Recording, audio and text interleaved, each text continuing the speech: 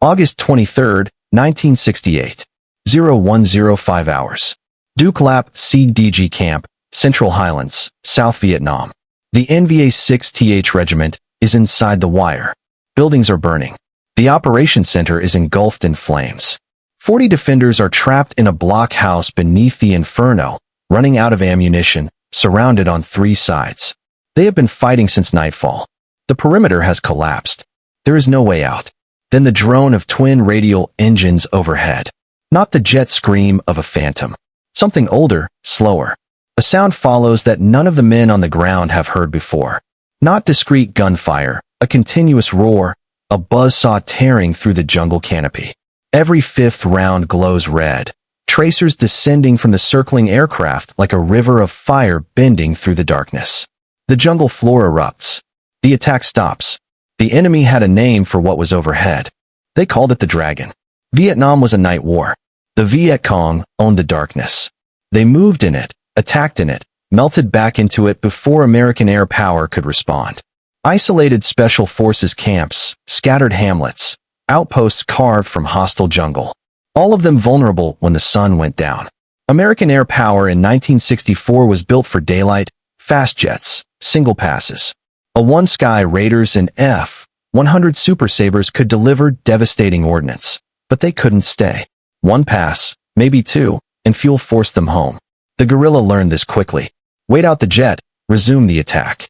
The Air Force tried flare ships, C-47s loaded with illumination rounds. They'd orbit over a besieged position, dropping magnesium flares that turn night into day. 2 million candle power each. The defenders could see the enemy massing in the tree preparing to breach the wire. But the flare ship could only light the killing ground. It couldn't do the killing. The Viet Cong adapted. When the flares ignited overhead, they simply stopped, waited, watched the parachutes drift and burn out. When the C-47 exhausted its load and turned for home, the attack resumed. Darkness returned. Men died. Captain Ronald W. Terry watched this happen. Terry was a fighter pilot, F-86 Sabres, F-100 Super Sabres, assigned to the flight test section at Wright-Patterson Air Force Base in Ohio. In early 1964, he deployed on temporary duty to Vietnam. He flew observer missions aboard C-47 and C-123 flare ships during night attacks on Special Forces camps. He watched from the cargo door as the flares lit the perimeter below. He saw the muzzle flashes, the men running between burning buildings, the enemy closing on the wire. The C-47 circled overhead, dropping light while the defenders fought alone. Terry described it later. The flare ships were effective at illumination but impotent as weapons. One night, a hamlet came under assault. The C-47 arrived, dropped its flares, and illuminated the attack in progress. The defenders could see clearly now. Enemy soldiers in the open, exposed, vulnerable. But the only aircraft overhead was the flare ship. It had no guns. It could only watch. The flares burned out. The C-47 turned for home. The hamlet fell. Terry returned to Wright-Patterson in mid-1964 with a question no one had answered. What if the light could shoot back? The idea wasn't new. It had been tried, dismissed, and forgotten 3 separate times over 40 years. 1926. First Lieutenant Fred Nelson mounted a .30 caliber machine gun on a DH-4 biplane at Kelly Field, Texas. He flew in a continuous left turn and fired at ground targets. The geometry worked. The gun stayed aimed at a fixed point on the ground while the aircraft circled. Army brass watched the demonstration and dismissed it. No tactical application. 1942, Lieutenant Gilmore C. McDonald proposed mounting side-firing weapons on patrol aircraft for anti-submarine warfare. The Navy ignored him. 1961, McDonald, now retired, met Ralph E. Flexman of Bell Aero Systems at Eglin Air Force Base. Flexman recognized what McDonald was describing, a weapons system the military had rejected twice but never disproven. Flexman contacted Captain John C. Simons at Wright-Patterson. Simons got approval for a proof-of-concept test. They called it Project Tail Chaser. They mounted cameras on a C-131B cargo plane, drew crosshairs on the windows with grease pencil, and flew pylon turns over a target range. The cameras recorded what the crosshairs saw. When the film came back, The geometry was perfect. A 30 degrees bank at 120 knots kept the aircraft's left side aimed at a single point on the ground continuously as long as the pilot held the turn. Simons flew the test missions himself. He proved it worked. Then the project went dormant. The Air Force had other priorities. Ronald Terry came home from Vietnam in early 1964 and discovered Tailchaser buried in a filing cabinet. He read the reports. He flew with Simons. He immediately understood what everyone else had missed. This wasn't theory anymore. Men were dying at night because help couldn't stay. A flare ship could orbit for hours but couldn't fight. A fighter could fight but couldn't orbit. Terry had watched both limitations kill people. He saw a C-47, slow, unarmed, capable of flying all night, and imagined it with guns. Terry was tenacious. He was also willing to break rules. When he needed funding for weapons tests, he used his personal American Express card. He recruited Lieutenant Ralph Kimberlin, project officer for the new GSU-11A minigun pod.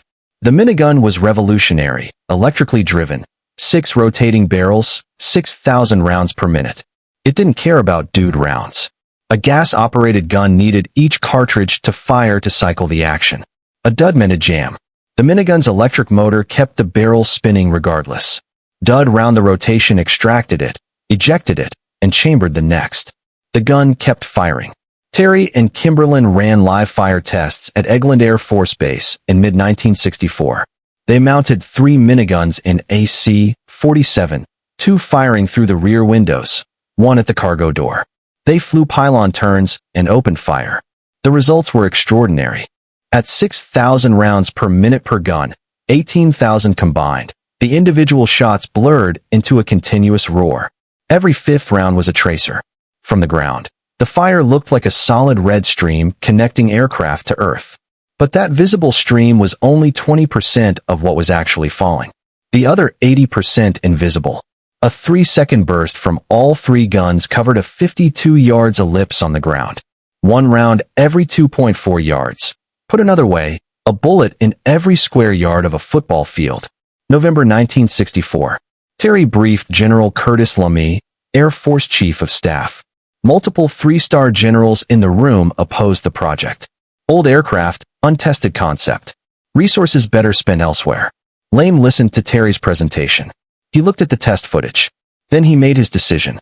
Take them to Vietnam and try it out. Terry arrived at Ben Hoa Air Base on December 2, 1964. Armed air police met him on the tarmac with orders to send him home.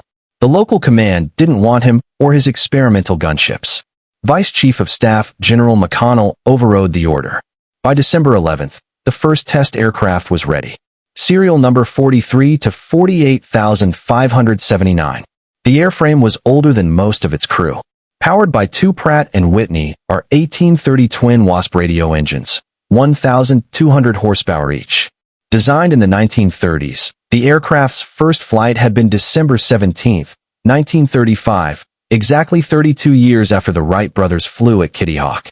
Now, it carried 3 miniguns and a gun sight borrowed from an A-1 Skyraider. Terry's initial aiming method was improvised. Hold the target between the left propeller hub and the top of the engine cowl.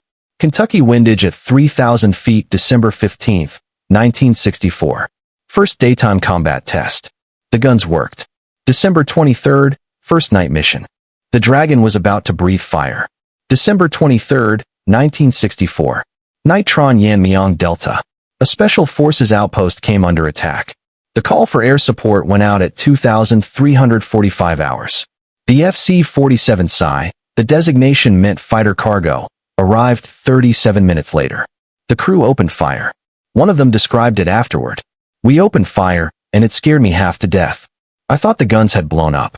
Flames not only came out of the muzzles, but also blew back inside. The miniguns at maximum rate produced 100 rounds per second. The sound wasn't discrete gunfire. It was a continuous roar, a buzz saw tearing through the night. Flames erupted from the gun ports. Spent brass cascaded across the cargo deck. The airframe shuddered. From below, the tracers appeared as a bending river of red fire descending from the circling aircraft. The attack on Tran Yen broke. 4,500 rounds fired. 17 flares dropped. The outpost held.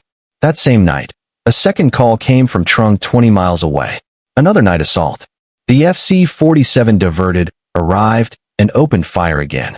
The second attack collapsed. Combined ammunition expenditure for the night: 9,000 rounds. 2 outposts saved. Between December 15th and December 26th, the FC-47 flew 16 combat sorties. All 16 were successful. Nearly 180,000 rounds fired. The concept that 3 generals had opposed was now saving lives every night. February 8th, 1965. Bongan, Central Highlands. A single FC-47 loitered over a Viet Cong hilltop position for more than 4 hours. The aircraft fired 20,500 rounds into the fortified site. Ground forces counted approximately 300 enemy dead the next morning. Some sources reported 100 confirmed kills with an additional 150 bodies dragged away during the night.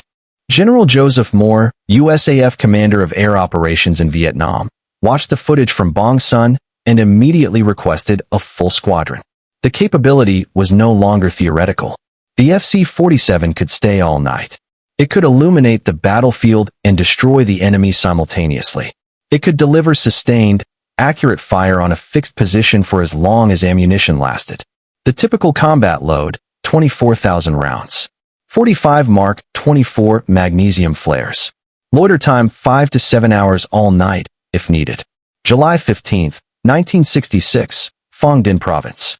Viet Cong forces attacked a Republic of Vietnam outpost at night. A guerrilla loudspeaker announced to the defenders, "We are not afraid of your firepower." 4 AC-47s. The designation had changed from FC to AC. Attack cargo responded simultaneously. 48,800 rounds fired before 2 F-100s arrived with napalm. The attack ceased.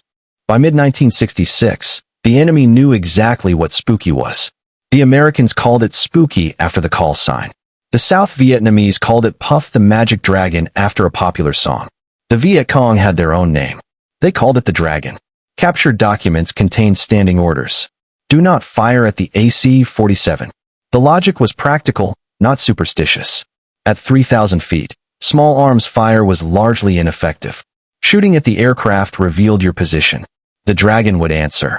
Better to hide, wait for it to leave, and hope it didn't see you first. Some orders went further. Do not attack the Dragon, as weapons are useless, and it will only infuriate the monster. The Vietnamese Air Force 817th Combat Squadron officially adopted the name Fire Dragons. Fiji Joan Tom Moi Bay Hua Long October 11, 1966. Hien Phong Province. A single spooky defended an outpost under sustained assault. The aircraft fired 43,500 rounds. 96 aerial flares dropped. When the ammunition was exhausted, the crew flew back to base, reloaded, and returned to the fight in 30 minutes. Single mission record for rounds expended. Captain Ronald W. Terry flew over 200 combat missions in the AC-47. He received 2 distinguished flying crosses. He had pushed the weapon from concept to combat in less than a year, funding early tests with his own credit card, overcoming institutional resistance, and proving that a cargo plane from the 1930s could become the most feared close air support platform in Vietnam. The weapon that turned darkness, the guerrilla's oldest ally, into a kill zone. February 24, 1969. Long Binh Army Post, 3rd Corps. Spooky 71. Serial number 43 to 49,770. 3rd Special Operations Squadron was flying a routine fire support mission. The aircraft was in a pylon turn, guns firing, flares deploying. Another night over Vietnam. The loadmaster was Airman First Class John Lee Levitow, born November 1, 1945, Hartford, Connecticut. This was his 181st combat sortie. Major Kenneth Carpenter was piloting. Airman First Class Ellis Owen was manning the guns. Navigator William Platt was at his station. Sergeant Edward Fusey and the rest of the crew were in the cargo compartment. Levitow had just armed a Mark 24 magnesium flare and passed it to Owen. Owen held it with his finger through the safety pin ring, ready to deploy through the open cargo door. An NVA 82mm mortar round struck the right wing. The explosion detonated inside the wing structure. It tore a hole more than 3 feet in diameter through the aluminum skin. The fuselage was perforated with over 3,500 shrapnel fragments. Navigator Platt said later the plane was lit up like daylight. All 5 crew members in the cargo compartment were slammed to the floor by the blast. The armed flare was torn from Owen's hands. When it left his grip, it pulled the safety pin free. The fuse activated. The smoking flare rolled loose on the cargo deck. Surrounding it, ammunition cans containing 19,000 rounds of live 7.62 mm. In fewer than 20 seconds, the flare would ignite at over 4,000 degrees. It would burn through the aircraft floor. It could detonate the ammunition. It would destroy the plane. The aircraft was banking steeply, wounded, shrapnel everywhere. John Levitow had over 40 shrapnel wounds in his back and legs. He had partial loss of feeling in his right leg. He staggered to his feet. First, he dragged a wounded crew mate away from the open cargo door. Then, he saw the flare. It was rolling wildly in the aisle, smoking, the fuse counting down. Levitow fought the steep bank angle. He was losing blood.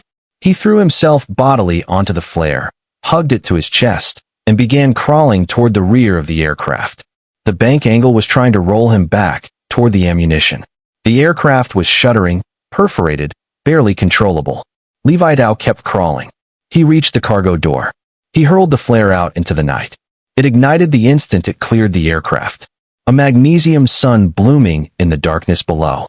Major Carpenter regained control of the crippled Spooky. He landed safely at Ben Hoa. All crew members survived. Levitow described the mortar blast as feeling like being hit by a 2x4. He was evacuated for treatment of more than 40 shrapnel wounds. He recovered. He returned to Vietnam for a second tour and flew 20 more missions. May 14, 1970, Armed Forces Day. President Richard M. Nixon presented John Levitow with the Medal of Honor at the White House. Levitow became the lowest-ranking airman and the first enlisted United States Air Force member to receive the nation's highest award for valor. The medal citation didn't capture what happened in those seconds on the cargo deck. It couldn't. The geometry of it, the steep bank, the loose flare, the countdown, the ammunition, the choice to grab it instead of jumping clear. It wasn't recklessness. It was the same logic that built the weapon itself. The problem was unsolvable until someone solved it. Chief Master Sergeant of the Air Force Jim Finch said this when Levitow died on November 8, 2000. John Levitow for years has been woven into the fabric of enlisted heritage. Through his heroic efforts, he was the embodiment of our core value, service before self. His name has become synonymous with excellence. The Air Force's highest honor at enlisted professional military education bears his name, the John Levitow Award. AC-17 Globe Master 3 serial number 96-00005 was christened the spirit of Sergeant John L. Levitow. His name is spoken at every PME graduation. 19,000 future senior NCOs and counting. The AC-47 was slow. Maximum speed 230 miles per hour. Attack speed 120 knots. A World War II airframe in a modern war. It operated low. 3,000 feet above ground level within range of heavy machine guns, mortars, and light anti-aircraft artillery.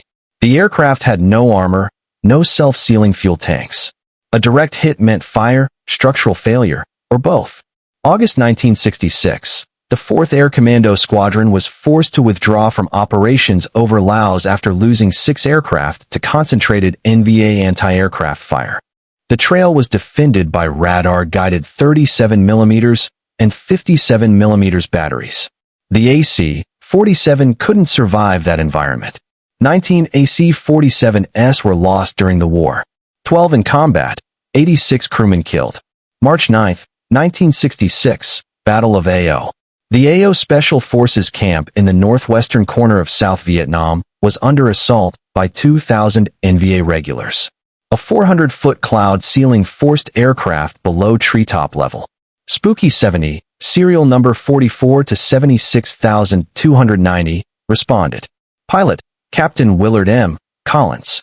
Co-pilot, First Lieutenant Delbert R. Peterson. First pass. The miniguns devastated enemy positions in the open. The NVA had not expected the Dragon at that altitude in that weather. Second pass. Coordinated 50 caliber machine gun fire from multiple positions knocked out both engines. Collins crash-landed the crippled aircraft on a mountainside. Staff Sergeant Robert E. Foster had 2 broken legs. Collins and Peterson could have been extracted immediately. They stayed to defend Foster rather than abandon him. The enemy attacked the crash site within 15 minutes. Collins and Foster were killed in the initial assault. Peterson charged an enemy machine gun position to cover the helicopter rescue of survivors Brown, Turner, and Meek. He was last seen alive crawling behind the wreckage, wounded, still firing. His body was never recovered. Both Collins and Peterson received the Air Force Cross posthumously. It was the only instance in Air Force history where both pilots of an aircraft received the AFC. It was the only AFC ever awarded for heroism in both air and ground combat. The gunship legend says no outpost under AC-47 protection was ever lost to the enemy. That claim survived the war. It may be true, but the AC-47 itself could be lost. The Dragon could be killed. 86 men proved that.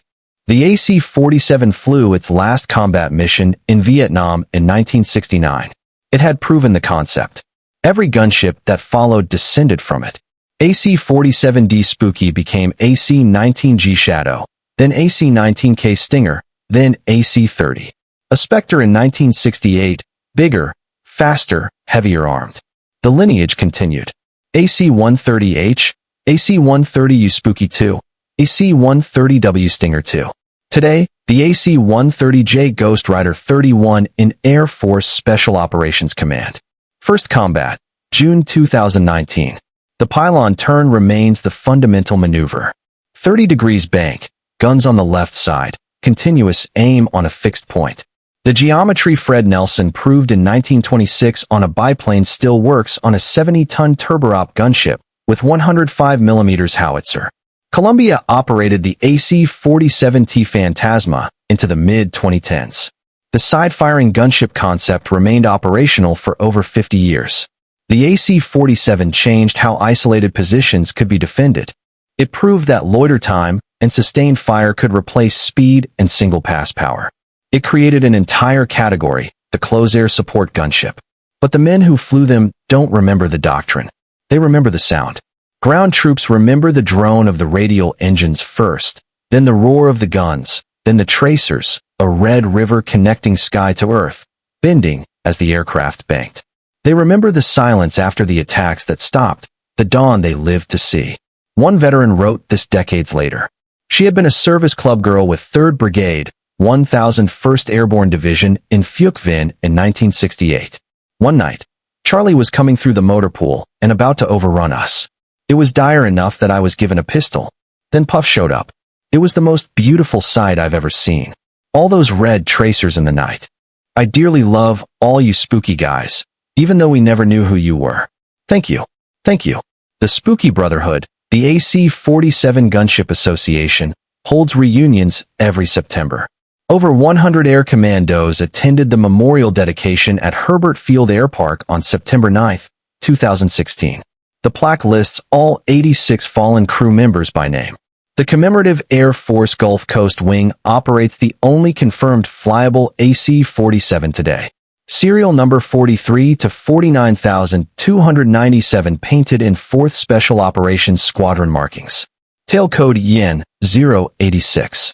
The 086 honors the 86 men who didn't come home. It flies at air shows. The sound of those radio engines still turns heads. August 23, 1968. Duke Lap, CG Camp, Central Highlands 0105 hours.